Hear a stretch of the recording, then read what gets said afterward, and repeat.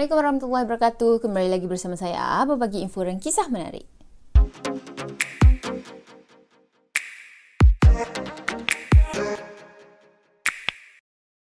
Halo guys, apa khabar korang? Terima kasih sebab sudah klik video ni dan jangan lupa untuk tekan tombol subscribe dulu. Mungkin mak dengan ayah dia ni ajar dia jangan berlembut dengan orang bawahan. Kena tegas, kena keras, kena tunjuk yang kita ni ketua. Dan secara tak langsung, aspek-aspek kekerasan tu semua terpupuk dalam diri dia. Dan katanya lagi, dia juga diajar oleh ahli keluarga dia ni tentang satanisme dan juga ilmu sihir. Jadi si Elizabeth ni rasa sakit dekat kepala dia, dia terus bangun, pang, dia tamparnya pelayan tu tahu. Dia cakap macam ni, Puan tak payah nak bunuh anak dara lagi. Puan tu, tengok, ada kan darah dekat bibir dia? Ambil sikit, rasa. Macam gitu tau. Jadi ada saksi yang mendakwa mangsa awal Elizabeth ni adalah budak perempuan yang berumur 10 hingga 14 tahun. Jadi budak-budak ni adalah anak perempuan kepada petani tempatan. Jadi sebenarnya pada tahun 1602 hingga 1604 macam tu, dah ada kabar angin yang mengatakan Elizabeth ni kejam dengan pelayan-pelayan dia. Dan sebenarnya masa tu dah menyebar dekat seluruh kawasan kerajaan situ. Dan korang tahu macam mana dia boleh tersebar? Tak mungkin kalau orang bawahan yang bawa mulut kan? Apa je kuasa yang mereka ada kan? Jadi masa tu Menteri Lutheran István Matyari yang buat aduan tentang kekejaman Elizabeth ni tahu. Baik secara terbuka maupun di pengadilan Vienna. Pada 4 Januari 1604, suami Elizabeth ni meninggal dunia. Masa tu dia berumur 48 tahun dan katanya suami dia ni meninggal dunia sebab penyakit yang tak diketahui. Asalnya dia tu sakit kaki pada tahun 1601. Tapi lama-lama makin teruk dan sampai tak boleh jalan. Pada 1603 itulah dia jadi lumpuh dan juga tak boleh pulih. Yang ada makin lama makin teruk, makin lama makin teruk. Sampailah dia meninggal dunia. Jadi 29 tahun jugalah dia ni bersama dengan suami dia sebelum suami dia ni meninggal dunia. Dan lepas Narasdi ni meninggal dunia, semua harta Narasdi tu diberikan kepada Elizabeth dan juga 5 orang anak dia tadi. Dan sebelum dia meninggal dunia tu, dia ada titip pesan dekat kawan dia ni tau. Dan kawan dia ni sebenarnya adalah sepupu kepada Elizabeth sendiri. Nama sepupu Elizabeth ni adalah Georgi Thurzo.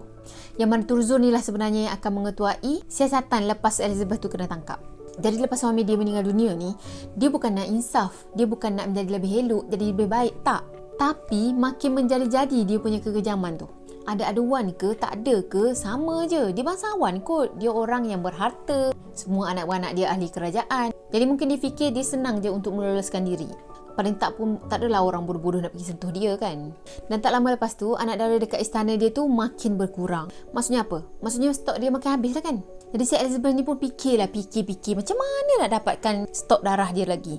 Tak lama lepas tu dia pun war-warkan kerja kosong dekat dalam istana dia tu sebagai pelayan. Tapi dia nak anak gadis sahaja. Yang lelaki tak diperlukan masa tu. Maaf. Jadi ramailah yang tergoda masa tu. Sampaikan mak ayah orang-orang kampung ni semua hantar anak gadis diorang pergi ke istana. Kononnya nak suruh belajar etika sopan masa tu. Tambah pula duduk dekat istana tu dapat pekerjaan, dapat tempat tinggal dan juga dibayar dengan agak lumayan lah walaupun sebagai pembantu ataupun hamba. Jadi Elizabeth masa tu dia macam cerdik sikit lah. Dia tak sentuh anak-anak bangsawan ni tau.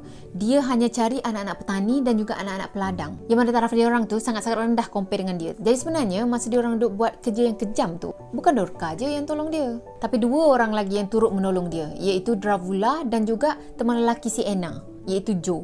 Jadi sebenarnya istana yang gah dekat luar tu sebenarnya dah lama dah jadi istana penyiksaan dan juga istana pembunuhan. Korang tahu dia punya kegilaan dengan kecantikan tu sampaikan dia ni taraf gila tau. Cara penyiksaan mangsa-mangsa dia ni memang tak ada keperimanusiaan langsung.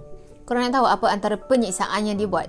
Dia tarik rambut orang tu, lepas tu dia belasah mangsa-mangsa dia sampai tak nampak muka orang tu tau. Lepas tu ada juga yang dia bakar hidup-hidup. Dia potong tangan ataupun jari mangsa-mangsa dia. Lepas tu ada juga dia cucuk badan mangsa-mangsa dia ni dengan jarum. Jenis-jenis penyiksaan lah tu. Dan ada juga yang dia biar je budak-budak tu beku ataupun mati kelaparan. Dan yang paling parah lagi korang tahu, dia gigit daging bahagian muka bangsa dia, bahagian lengan, lepas tu bahagian badan-badan yang lain ni digigit sampai isi tu tercabut tu tak? Lepas tercabut tadi dia buat apa? Dia makan ke? Jadi tak tahulah sama ada dia makan ataupun tak daging-daging tu semua. Cuba korang bayangkan, mangsa-mangsa dia ni hidup lagi tau. Lepas tu dia pergi gigitnya pipi budak tu sampai ke daging terkeluar. Lepas tu dia kunyah-kunyah isi yang ada dalam mulut dia tu. Ya Allah, tak boleh nak bayang serius weh. Imajinasi. Bukan tu je, arkib bandar Budapest tu cakap yang gadis-gadis tu dibakar dengan menggunakan penyepit. yang mereka panggil sebagai hot tongs. Dan lepas tu diorang akan ambil daging yang dah dibakar tadi dan masukkan dalam ais yang beku. Mereka juga ditutupi dengan madu dan juga semut hidup. Dan Elizabeth ni juga disyaki sebagai cannibalisme, iaitu orang makan orang, manusia makan manusia. Tak cukup dengan tu kekejaman dia tau. Dia pergi kelar tangan anak dara tu, lepas tu dia gantungkan dalam keadaan terbalik, mengelilingi tak mandi dia. Lepas tu darah daripada tangan tadi yang dikelar tu menetes ke dalam tak mandi dia. Dan darah tu semua akan penuh satu tak mandi tau. Lepas tu dia buat apa? Dia bermandikan darah-darah anak dara tu. Korang boleh bayangkan tak berapa banyak, berapa orang, berapa ramai anak dara yang dia korbankan untuk mandi, untuk sehari je mandi. Sebenarnya dalam minggu lepas saya ada tertengok music video, siapa tu? Andy Bernardi Dia punya music video tu pun dia macam mandi dalam tak mandi darah macam tu tau.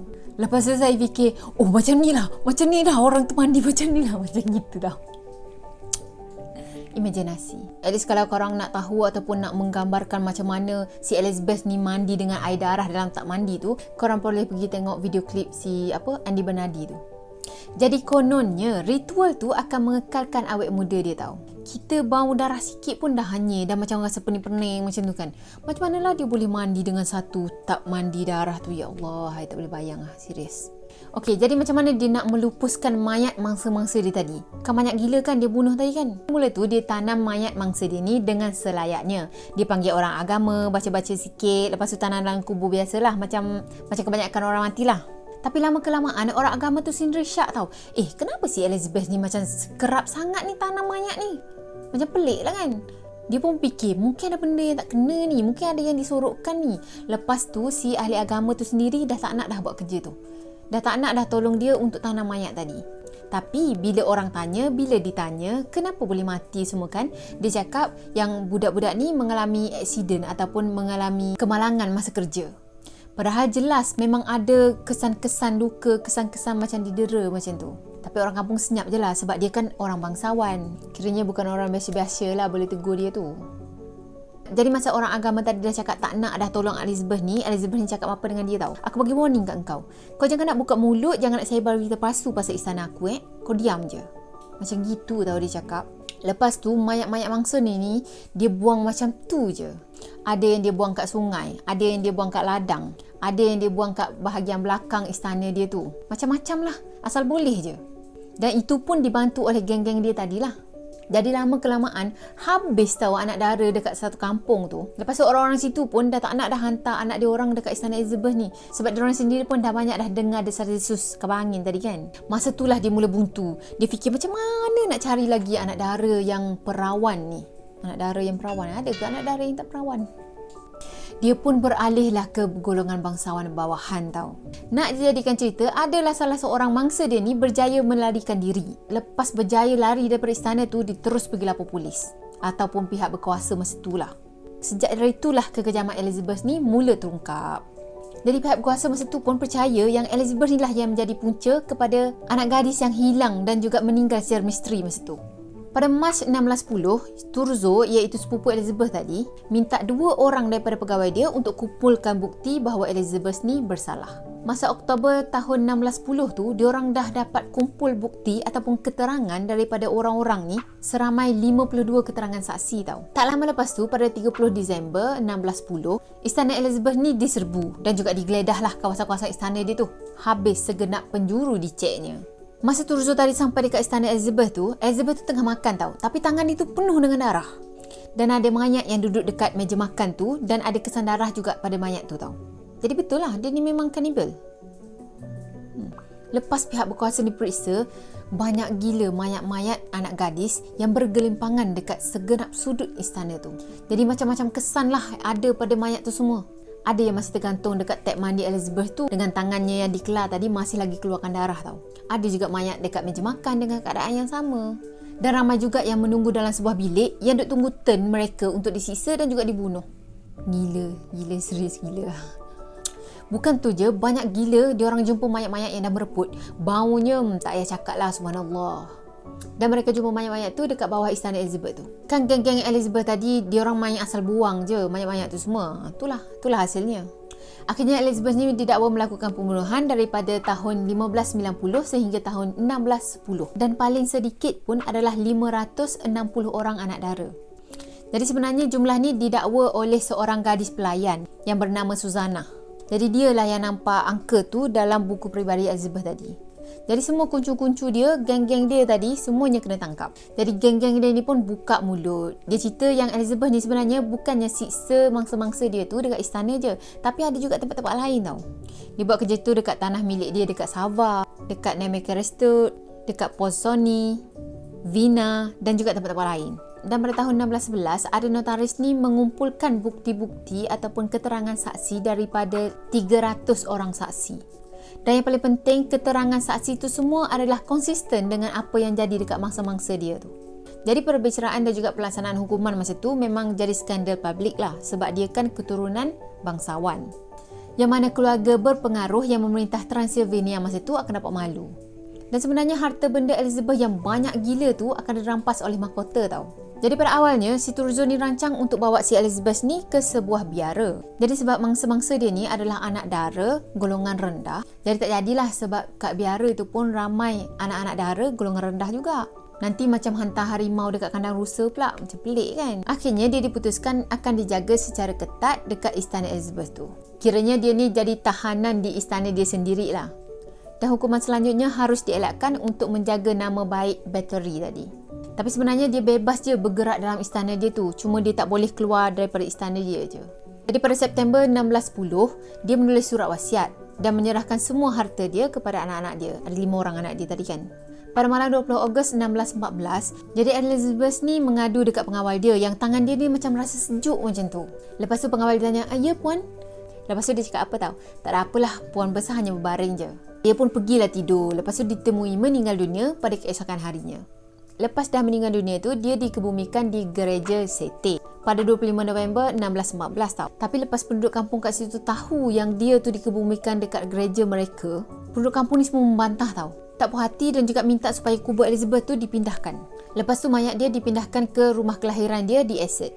Jadi lokasi kubur dia dekat mana sampai hari ni masih lagi kekal misteri. Sebenarnya Elizabeth Bathory ni dia lebih dikenali sebagai Blood Countess dan juga Countess Dracula.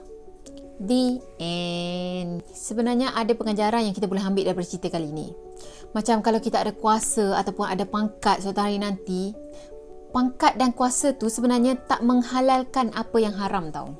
Semua benda yang kita buat dekat dunia ni ada akibat dia. Kalau kita buat baik, dapatlah baik. Kalau kita buat jahat, dapat sebaliknya. Ingat, karma Allah tu ada. So guys, saya dah cerita, korang pun dah dengar. Maaf kalau ada yang terkurang daripada saya dan sorry sangat kalau saya ada banyak sangat sebut tau. Sebenarnya bukan apa, memang dah terbiasa kalau cakap dengan kawan-kawan pun memang macam tu. Tahu tak, macam itu tau. Astaghfirullahalazim, tahu lagi kan. Dan maaf juga kalau saya ada menyentuh sensitiviti sesetengah individu. Dan last kali, marilah sama-sama kita memotivasikan diri kita untuk menjadi orang yang lebih baik lagi untuk ke depan harinya. So saya rasa sampai di sini dulu untuk video kali ini. Kalau korang suka video ni, jangan lupa tekan tombol like, komen, share dan juga subscribe. Kita jumpa lagi di next video. Bye bye. Assalamualaikum warahmatullahi wabarakatuh. Bye bye.